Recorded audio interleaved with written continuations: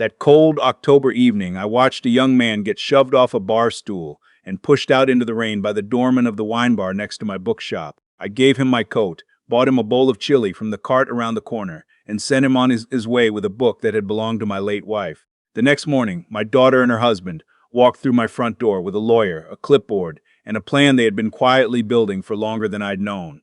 They told me to sign everything over, said I wasn't capable anymore. I sat at the reading table and let them talk. And then the bell above the door rang, and the young man I'd helped came back, still carrying that book, and every careful arrangement my son-in-law had made began to come undone. I'm glad you're here with me today. Welcome to Daddy's Revenge Stories. Where are you watching from? Drop your city or state in the comments below. I'd love to know. And please note, this story contains dramatized narrative elements for storytelling purposes. Any resemblance to real names or places is coincidental, but the lessons are as real as anything I've ever known. My name is Alden. I'm 67 years old, and I've owned Thornwood Books on Birch Street for going on 14 years. It's not the kind of place that shows up in travel guides or gets a write-up in the weekend paper. The shelves are a little crowded, the hardwood floor has a soft spot near the mystery section I keep meaning to fix, and the window display hasn't changed much since Lucille arranged it the last time she came in. That was 3 years ago, 2 weeks before she passed.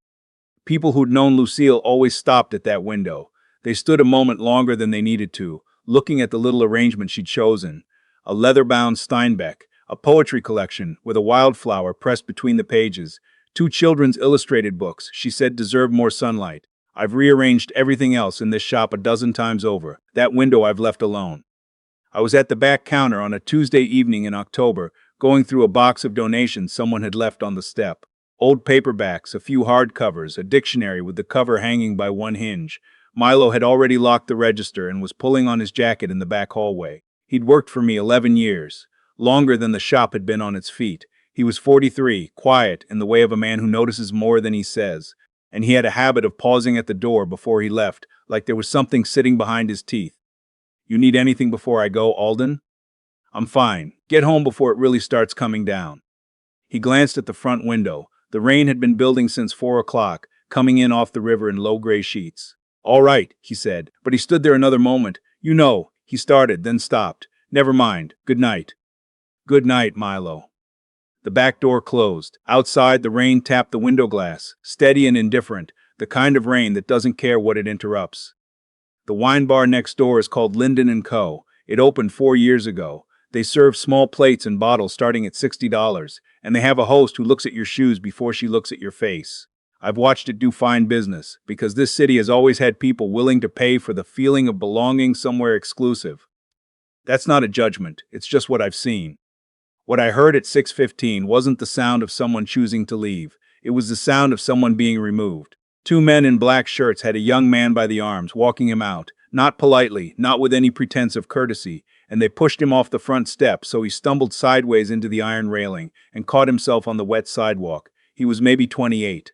Dark jacket, no hood, hair already plastered flat from the rain. He'd been out in it a while before whatever happened inside had happened. One of the doormen called something after him. I heard the words clearly. I'm not going to repeat them.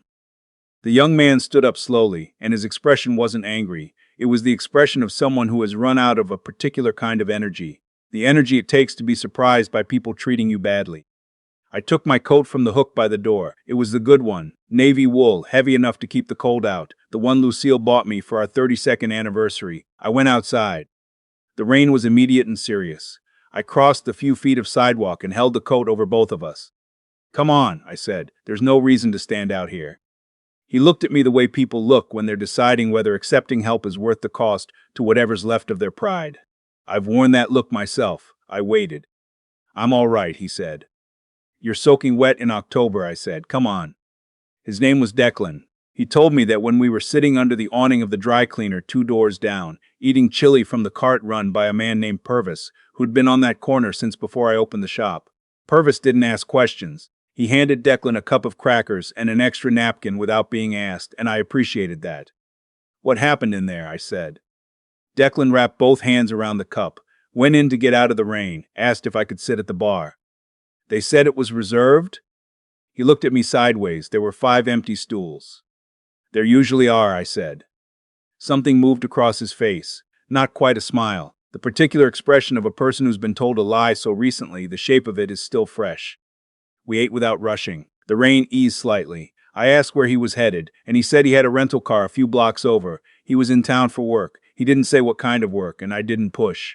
I've spent enough years behind a reading counter to know that some information comes when it's ready, and pushing only closes the door. When we were done, I went back inside and took a book off the shelf near the register. It was a copy of East of Eden that Lucille had read 3 times, her own copy, with her pencil marks in the margins. She'd written small notes beside passages she loved, yes or exactly, or sometimes just a small asterisk that meant the same thing. I'd kept it on the shelf because I couldn't decide where else it belonged, and because some part of me understood that it wasn't entirely mine. I brought it outside and held it out to Declan. He shook his head. "I can't take your book." "It's not mine to keep forever," I said. Which was true in a way I couldn't have explained right then. "When you're done with it, you know where to find me. Thornwood Books, the one with the green door." He took it with both hands. The careful way you hold something when you understand it might matter, even before you know why. I went back inside and locked up. The shop was quiet the way it gets in the evening. A particular kind of quiet, full rather than empty, the way a room feels when the right people have been in it. I stood at the register for a moment. Lucille had helped me build this place from nothing. She'd spent the first summer painting every shelf herself, a warm cream color she'd chosen from a paint chip she carried in her wallet for a month before she decided. She'd organized the whole fiction section by emotional tone rather than alphabetically, which made no logical sense, and which I'd complained about regularly, and which turned out to be exactly right. Customers wandered those shelves the way you wander when you're not sure what you need, and they always found something. She'd had a gift for matching people to what they were looking for before they'd found the words for it. She'd also, in the last year of her life, found something else, something she hadn't told me about. My phone buzzed on the counter, a text from my daughter, Naomi. "Dad, Holden and I are stopping by the shop tomorrow morning. There's something important we need to go over with you. Please be there." I read it twice. I knew the shape of that message the way you know certain weather, by the feeling in your joints before it arrives.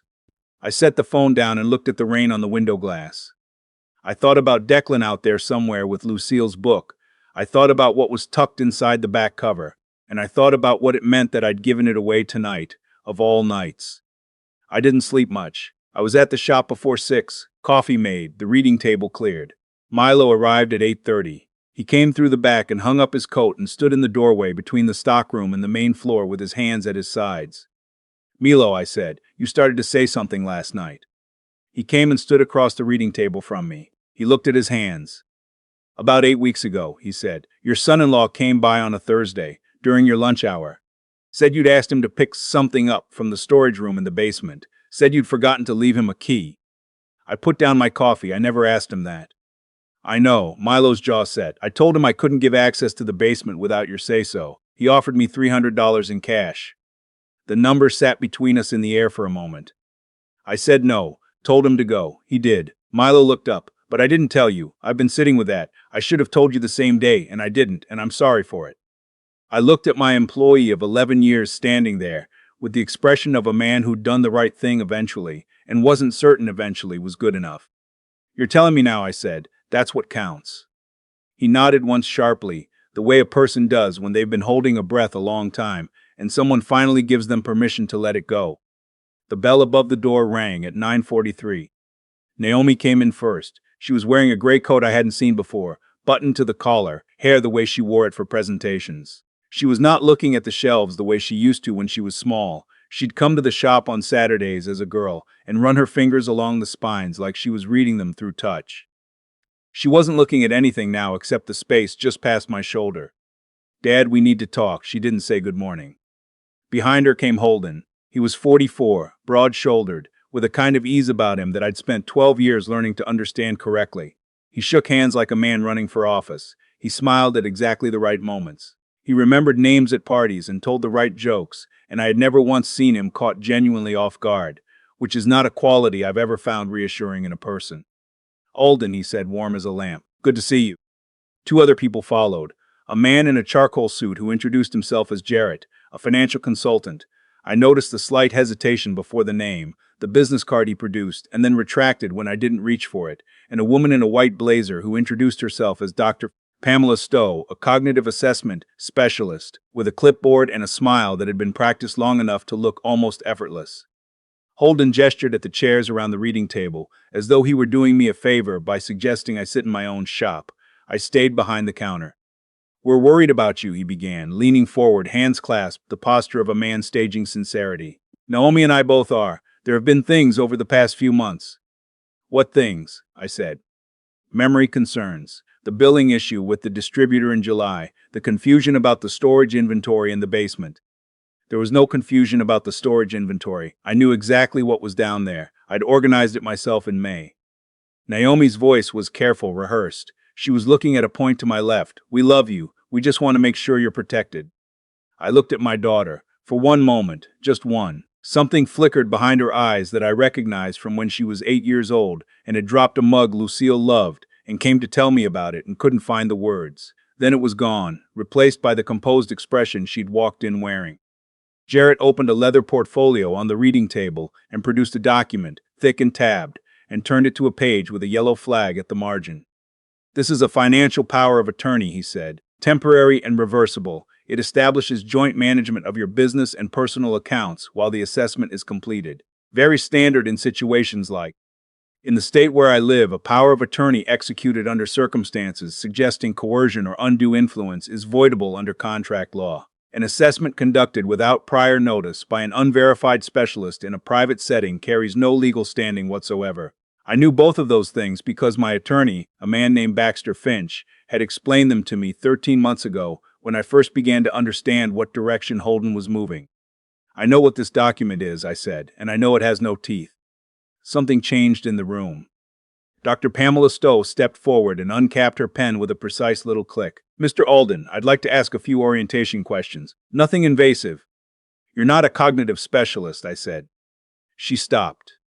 "I don't know exactly what you are, but any assessment produced in this shop this morning isn't worth the paper it's printed on, and everyone in this room with a law degree knows that." Jarrett's clipboard arm dropped an inch. Holden sat back and changed his approach the way a man changes lanes, smooth, no signal. "Alden," the warmth in his voice dropped a full register. "This shop hasn't turned a real profit in 3 years. The building is assessed lower than 2019. The storage space in that basement, converted properly, could." "Holden," Naomi said his name the way you say it when someone is going further than agreed. He paused, looked at her. Something passed between them. I looked at the shelves. Lucille's window arrangement caught the low October light coming in sideways, laying a warm stripe across the covers of the books she'd chosen. She would have told me to stop and look at it. I would have said I was busy. She would have been right. On the reading table, behind the portfolio Jarrett had spread open, sat a small carved wooden box about the size of a hardcover. It had been in this shop since the day we opened. Lucille had found it at an estate sale in Vermont and set it on the reading table because she said it made the space feel inhabited. She'd ended up using it for bookmark strips and spare reading glasses. Holden reached over and picked it up. He turned it in his hands the way you handle something when you want the owner to understand you don't especially value it. "Sentimental pieces," he said. "I understand. But sentiment isn't equity. When you look at what this building could yield if the ground floor were reconfigured as commercial rental space, you're looking at a return that—" "Put it down," I said. He kept turning it. "Would set Naomi up for 20 years. That's all we're talking about. Your security and hers." "Holden, put that box down." He set it down too quickly. It hit the corner of the table and fell, and the carved lid cracked against the edge of the hardwood base, and the box came apart in 2 pieces on the floor. The shop went absolutely still. I came around from behind the counter. My knee has given me trouble since a surgery 2 winters back, and the cold makes it worse, but I barely registered it. I bent down and picked up the 2 halves of Lucille's box and stood up and looked at my son-in-law. 12 years ago, I had sat across a different table from this man at Naomi's apartment. She'd been with him 4 months and made a decision to trust him with my daughter because she loved him and because I wanted to believe that a man's first impression could be wrong. I had thought about that decision many times since. Standing there with the pieces of that box in my hands, I wasn't angry. Something in my chest had settled into a cold, clear place that had nothing to do with anger. "I think," I said quietly, "it's time for an honest conversation." Holden looked at what I was holding and made a calculation. I watched it happen, the recalibration of a man deciding the measured approach had run its course. He stood up. Lucille would have wanted you to be taken care of. His voice had shed every pretense of warmth. She told Naomi more than once she was worried about what you'd do on your own, that you'd let this place fall apart out of stubbornness, that you needed. Don't, I said. He kept going. She cared about the finances, Alden. She cared about Naomi's future. If you'd paid attention to what she was actually... I said don't. The words came out lower than I intended. Not loud, low. I'm going to ask you one time to stop using my wife's name to tell me what my wife thought. Holden closed his mouth, his jaw tightened. Naomi stepped away from the window and came to stand between us. Nobody's trying to hurt you, Dad. The shop, the accounts, the assets in the basement. She stumbled on that last part and recovered. If something happened to you tomorrow, do you know how complicated the legal situation would be? Yes, I said, I do. That's what this is, isn't it? Not my memory, not my health, the storage space. What's in the basement? Holden said nothing. His throat moved. I want to know you're still with me before I tell you what was really in that basement and what it meant for everything Holden had built. Type still here or drop a 777 in the comments right now. And I'll note, what follows contains some dramatized story elements. If that's not your preference, no hard feelings at all. The bell above the door rang. Nobody moved. For 2 full seconds, everyone in that room stood exactly where they were. Naomi with her hands at her sides. Holden half-risen from his chair. Jarrett holding his briefcase against his chest like a shield. Dr. Pamela Stowe pressed against the far wall, having given up any pretense of her clipboard. Then the door opened and Declan walked in.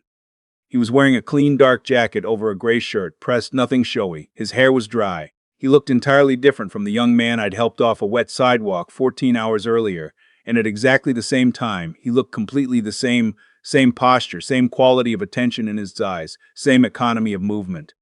He came directly to the counter. He didn't look at Holden. He didn't look at the portfolio spread open on the reading table. He set Lucille's copy of East of Eden down gently, both hands, the same careful way he'd taken it. Good morning, he said. I wanted to return this before the day got away from me. A pause. I also wanted to make sure you were all right. I'm managing, I said. He glanced at the room once, the look of a person who has already understood a situation and doesn't need to look twice. Behind him, I heard Holden's breathing change. A small involuntary shift, the sound a man makes when recognition arrives before he's ready for it. Declan turned, slowly, unhurried, in the way of a person who has no particular reason to rush because they have already arrived where they need to be. Mr. Holden, he said. The formality of it landed like a door closing from the inside. Holden's prepared smile arrived half a second late and held half a second too long. Declan, I didn't realize you knew Alden. I met him last night. Declan turned back to me. Is there anything you need, sir? Milo had come out from the stockroom and was standing in the doorway with his arms folded, watching. Holden cleared his throat. Declan, if you have a few minutes, Naomi and I have been trying to reach your office for months. There's a matter with the trust accounts we'd very much like to. I know about the matter, Declan said. He didn't turn around. He was looking at me. Mr. Alden, I wonder if you have some time. There's something I should have told you last night that I didn't. I looked at Holden. I looked at Jarrett, who had stopped moving, at Dr. Pamela Stowe, who was already reaching for her coat, and I looked at my daughter, who was staring at Declan with an expression I hadn't seen on her face before. Calculation and recognition, and underneath both of those, something that might have been shame taking its shape. I have time now, I said. Declan pulled out the chair across from me and sat down. I was in this neighborhood last night on purpose, he said. I've been conducting a financial investigation into Meridian Partners for 7 months. That's the holding company your son-in-law incorporated in 2018. A pause. The building your shop occupies is listed as an acquisition target under a subsidiary LLC. I was here to observe. He reached into the inside pocket of his jacket and laid a folded document on the reading table. Then he opened Lucille's copy of East of Eden. Tucked under the back flap, where I had placed it 8 months ago and where I had hoped it might somehow find the right hands, was a small USB drive in a clear protective sleeve, and beneath it, a folded piece of paper in Lucille's handwriting. 4 words, for when the time is right. There are files on this drive, Declan said quietly. Financial records going back 11 years, internal correspondence, transfer logs between your family trust and 3 LLCs that don't appear in any public business registration. He met my eyes. Your wife compiled this. A colleague she worked with in bookkeeping came to her privately with documents she'd found while assisting your son-in-law on a project. Lucille verified what she could, understood what she was looking at, and stored it in the one place she trusted was safe. I sat with that for a moment before I let myself feel it, because the understanding and the feeling were two different things, and I could only carry one at a time. Lucille had worked part-time bookkeeping for small businesses for most of our marriage. She'd had a precise mind for numbers, could read a balance sheet the way I read a first edition, finding the errors by feel before finding them in fact. She had known. She had carried this for years and made Sunday morning coffee and tended her window plants and come into this shop and arranged books and never once let me see the weight of it, because she'd wanted more ordinary time. I understood that. I would have wanted the same thing, and she'd known that too, and I was not sure whether to be grateful or heartbroken. I think the answer was both. The back door opened, and Baxter Finch came through it, 61 years old, unhurried, carrying a leather folder and a coffee from the place on the corner he preferred. He set the coffee on the edge of the counter, nodded at me, nodded at Declan, and opened his folder without ceremony. Jarrett said something that came out wrong. He stopped. Baxter set a document on the table beside Declan's. The trust Alden and Lucille, established in 2013, designated charitable distributions and a protected inheritance for their daughter. It was structured specifically to prevent unauthorized withdrawal. He looked at Holden over his reading glasses. What happened instead was a series of transfers, framed as loans, extended from the trust to Meridian Partners. The loans were never repaid. They were never intended to be. $260,000, Declan said, over 8 years. The earliest transfer is dated the year the trust was funded. The most recent is from this past March. This past March, not years ago, not a closed chapter, March of this year. Naomi made a sound, small and involuntary. The sound a person makes when something they believed they understood turns out to be a different size entirely. The front door opened and Mabel Ingram leaned in. She lived above the dry cleaner 2 doors down and had for 30 years, and she moved with the deliberate care of a woman who'd had one hip replaced and intended to get full value from it. She was carrying a small spiral notebook. "I'm sorry to interrupt." She did not sound particularly sorry. "Alden, I've been standing outside deciding whether to come in. I've decided to come in." "I'm glad you did, Mabel." She looked at Holden. Her expression settled rather than changed, the look of a woman who has located what she was looking for and found it exactly where she expected. "I've seen that man on this street," she said to me. "Not to him. He was on the sidewalk outside my window 8 days ago, Monday morning, on the phone. My window was open."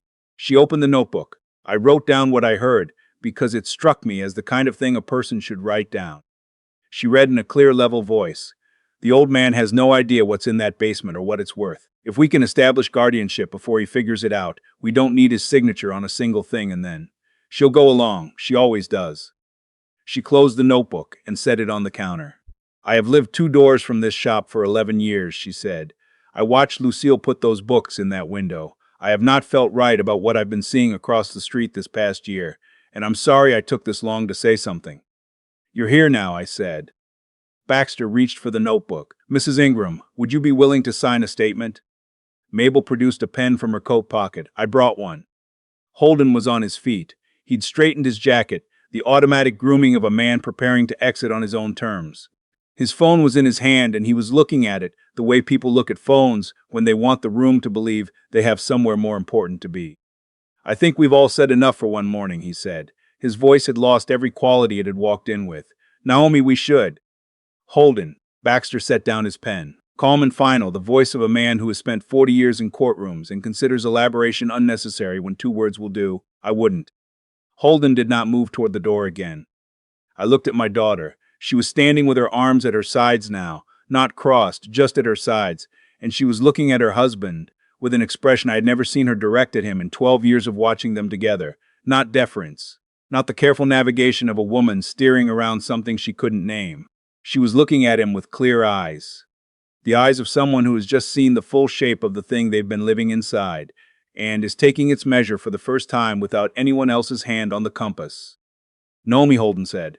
Quiet, her name with something underneath it, the particular tone I had heard him use before, the tone that functioned as a hand on her shoulder, pointing her back toward him. She looked at him for a long moment, then she looked at me. I didn't say anything. I let her see whatever was on my face. All of it. 14 years, and the broken wooden box, and Lucille's handwriting on that folded paper, and everything a father accumulates while watching his daughter move through a world he can't always reach her in. Naomi closed her eyes. When she opened them, she looked like someone who had just set down something very heavy and was surprised to find her hands still there. Holden walked out. Jarrett picked up his briefcase and followed without a word. Dr. Pamela Stowe had been gone for 10 minutes already. The bell above the door rang once, then the sound of the car outside starting too quickly, pulling away down Birch Street and fading. Milo made fresh coffee. Baxter organized his documents with the quiet efficiency of a man who has spent a career preparing for moments like this and considers efficiency the appropriate response. Mabel signed her statement and declined a ride home and walked back to her building under her own power, with the bearing of a woman who has done what she came to do. Declan stayed. He didn't announce it. He simply remained in his chair, and when I brought him coffee, he took it with the same two-handed care he'd shown every time he'd handled something in my presence. I picked up Lucille's copy of East of Eden from the table. I opened it to the first page she'd marked, a passage near the beginning of the book, and beside it in her small, careful pencil, yes, with an asterisk. She sounds like someone worth knowing, Declan said. He hadn't been close enough to read it, but he'd been watching me, and I suppose my face was sufficient. She was the best person in any room she walked into, I said, by some distance. We sat for a while without talking. The October light moved across the shelves at the long, low angle it gets this time of year, the kind that makes even ordinary spines look like something worth opening. Lucille had loved the shop at this hour. She used to say it looked like a place where things were about to happen. There's one more thing, Declan said after a while, something I should have told you last night. I looked at him. I've been looking for this shop for about 2 years, he said. Not for the investigation, before that. He turned the coffee cup in his hands.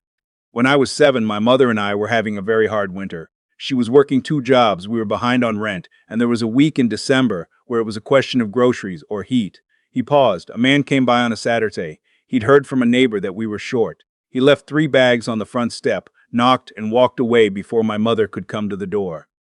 He met my eyes. There was a note inside one of the bags. It said, "From a neighbor. Good luck, and don't let where you are decide who you become." I sat with that a moment. I didn't remember the note exactly. I remembered that winter, and a woman named Shirley 2 streets over, who'd told me about a family she was worried about, and a Saturday morning when I'd had a few extra hours and a full pantry and the particular restlessness of knowing something needed doing and not having done it yet. My mother kept the note, Declan said. She still has it. It's framed above her kitchen table. A pause. She'd like to meet you, if that's something you'd be open to. Tell her yes, I said. I didn't hesitate. Some answers don't need to be thought through. They've been waiting long enough already. She came back at 8:47 that evening. I know the exact time because I was behind the counter with Lucille's book in my hands when the bell above the door rang, and I'd checked the clock on the wall 30 seconds before. Naomi didn't knock. She never had. She pushed the door open the way she always had, the way she used to as a girl, coming straight to the shop from school on days she didn't want to go home to an empty house. No ceremony, like the shop was simply wherever she happened to be. She stood just past the threshold with her coat still on and her bag gone and the carefully maintained composure entirely gone with it. What was left was just my daughter's face. Just that. I waited. She crossed the room and sat down across from me in the chair that wasn't the one Holden had used. Her hands were in her lap. I drove for 2 hours, she said. I kept ending up back on Birch Street. Some places do that, I said. She looked at the table between us. Dad. Her voice was low. I knew. Not all of it, not the amounts. But I knew something was wrong with the trust accounts, and I told myself it was a misunderstanding, and I didn't ask the question that would have made it not a misunderstanding anymore. And I walked in here today and let them do what they did because I was afraid. She stopped. Her hands tightened in her lap. I don't know exactly what I was afraid of losing. That might be the worst part. I reached into the drawer below the register. At the back, behind the tape dispenser and the rubber bands, was a small bookmark strip with a pressed violet on it, one Lucille had made for Naomi when she was 5, back when Naomi still believed her mother put flowers in books to keep fairies from reading them at night. I'd found it in a coat pocket years later and kept it without quite knowing why. I set it on the table between us. Naomi looked at it for a long moment. Her breath caught once, briefly. Your mother loved you, I said. She also wasn't blind, and neither am I. I know. I can't walk the road back for you, I said. That's yours. But I can tell you the door is open. It has been all day. That's not going to change. She picked up the bookmark with both hands. The careful way you hold something, you're not certain, yet you've earned the right to hold. Outside, the rain had finally stopped. Birch Street was wet and quiet under the streetlights, the kind of quiet that settles us in after something difficult is finished moving through. Naomi sat across from me in the shop her mother had painted and arranged and loved, and the two of us sat together in the ordinary silences of people who have a long way to go and have decided they're not going alone. I've told you this story because I believe it needed to be told. I spent too many years mistaking patience for wisdom, waiting for the right moment, keeping the peace, telling myself I was protecting people by keeping the truth from them. I wasn't. I was protecting myself from the cost of honesty. Don't make my mistake. If there is something in your family that needs to be seen clearly, see it now. Say what needs to be said before the box gets broken. Before the morning arrives with lawyers and clipboards and a daughter who has forgotten what her own voice sounds like when nobody's redirecting it. Kindness costs something. It always does, but it is never wasted. A coat you gave a stranger in the rain will find its way back to you. It just sometimes takes 20 years and a USB drive and $260,000 to show you the road it traveled. Thank you for being here with me today. Drop a comment and let me know where you're watching from. Subscribe so you don't miss the next one. And come back. There are always more stories worth telling.